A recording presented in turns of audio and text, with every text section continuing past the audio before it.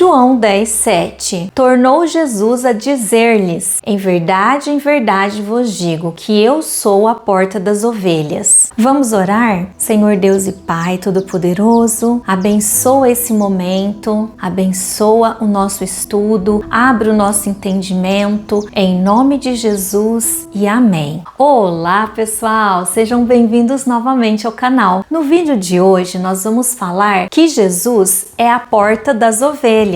A porta das ovelhas era por onde passavam os animais que iriam para o sacrifício no templo. Então, quando você saía por essa porta, você encontrava um lugar apropriado para esses animais ficarem. Por isso que Jesus se compara como sendo a porta das ovelhas. Também porque, a partir do momento que ele se entregou lá na cruz, ele se tornou o nosso Redentor. E através dele, nós podemos nos achegar na presença de Deus. Quando Jesus disse: a ti entrego o meu espírito, o véu do templo se rasgou de cima a baixo, demonstrando que a partir daquele momento não precisavam mais rituais e cerimônias para que as pessoas pudessem buscar a Deus. Elas simplesmente, através de Jesus, dizendo em nome de Jesus, elas poderiam se aproximar de Deus e conversar com Ele através de suas orações. Não é lindo, pessoal? Quem são as ovelhas que Jesus quer pastorear? São todas as pessoas que se abrem, que querem e que aceitam Jesus como seu único e suficiente Salvador. E por que Jesus pode ser a porta das ovelhas? Pode nos levar a Deus? Primeiro, porque Ele fez o sacrifício vivo,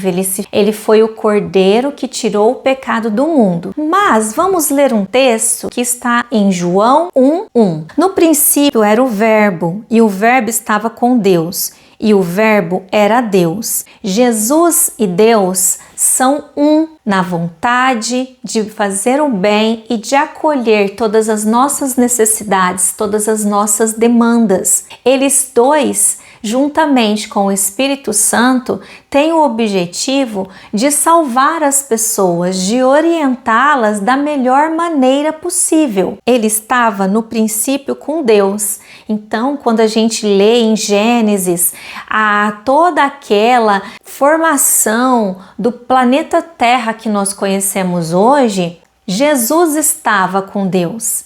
E a proposta de Jesus de vir ensinar quem era Deus e morrer pelas pessoas já era um propósito lá no começo, quando a gente lê aqui, e ele estava no princípio com Deus. Todas as coisas foram feitas por ele, e sem ele nada do que foi feito se fez. Então, ele era a peça fundamental em todo o contexto que nós vemos hoje como igreja.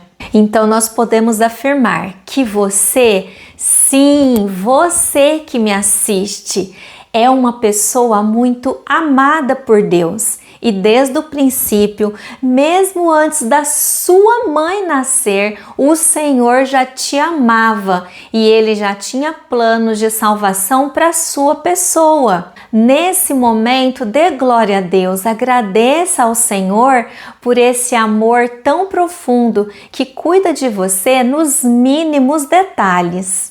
No mesmo capítulo, vamos ler o versículo 14.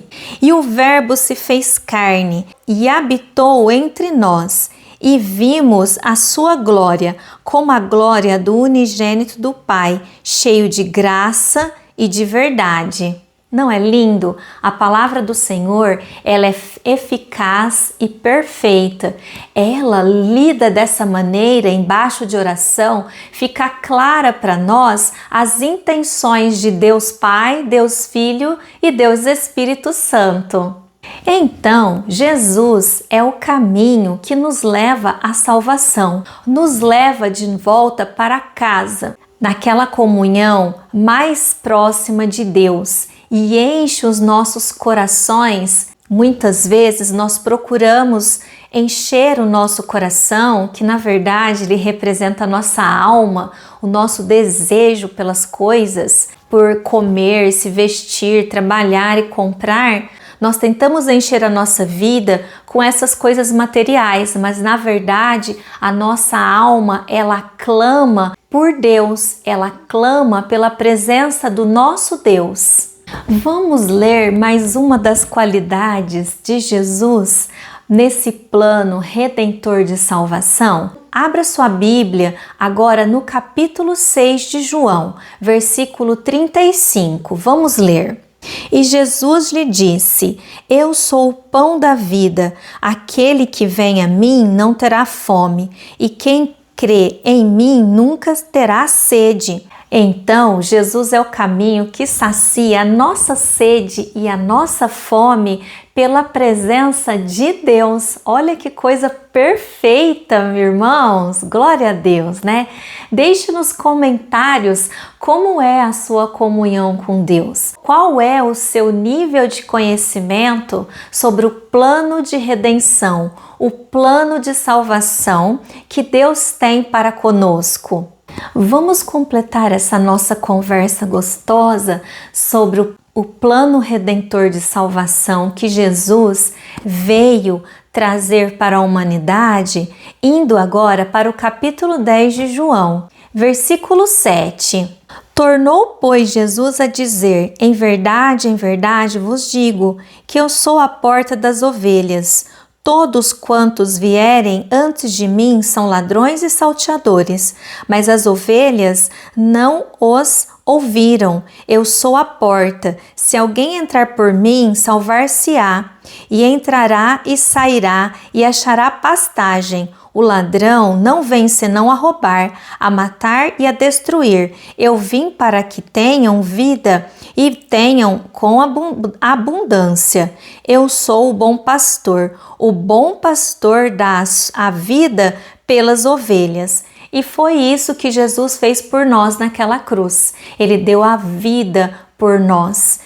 Ou um ser humano comum não suportaria nem a pressão psicológica, nem os ferimentos físicos, mas ele aguentou, porque ele era o Verbo vivo que se fez carne para esse intuito, para esse momento, para mostrar ao mundo espiritual que ele estava tomando posse, direção dos mortos em Deus, anteriores à vinda dele, e também de todos aqueles que viriam a crer em seu santo nome e serem filhos de Deus através de aceitar Jesus como seu único e suficiente Salvador.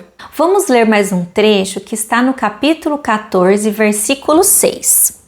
Disse-lhes: Eu sou o caminho e a verdade e a vida. Ninguém vem ao Pai senão por mim. Jesus tinha um objetivo muito concreto e específico ao se fazer ser humano como eu e você.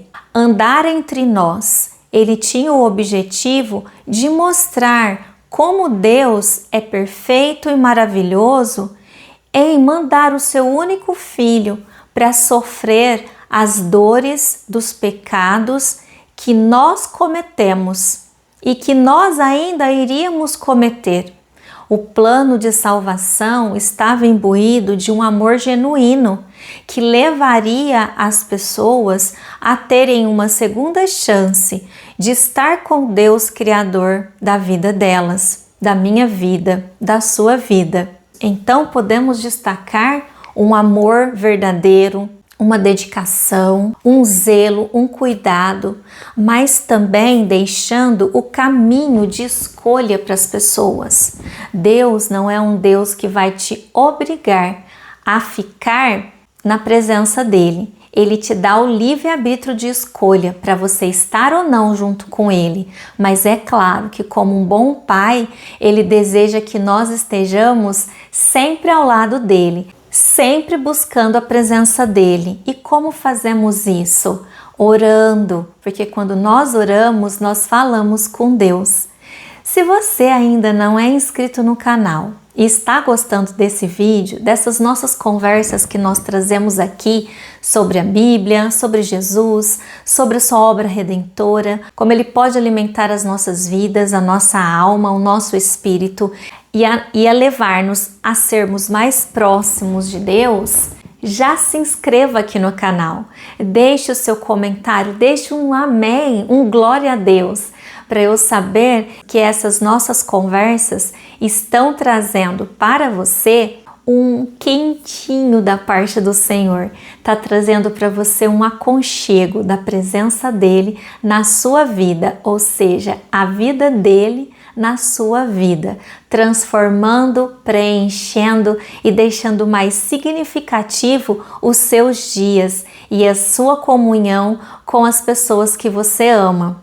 Conhecer a palavra do Senhor é ler a Bíblia, e ler a Bíblia na presença do autor, na presença daquele que inspirou as pessoas a escreverem os seus planos de salvação, de redenção para as pessoas que ele tanto ama. Deus te abençoe.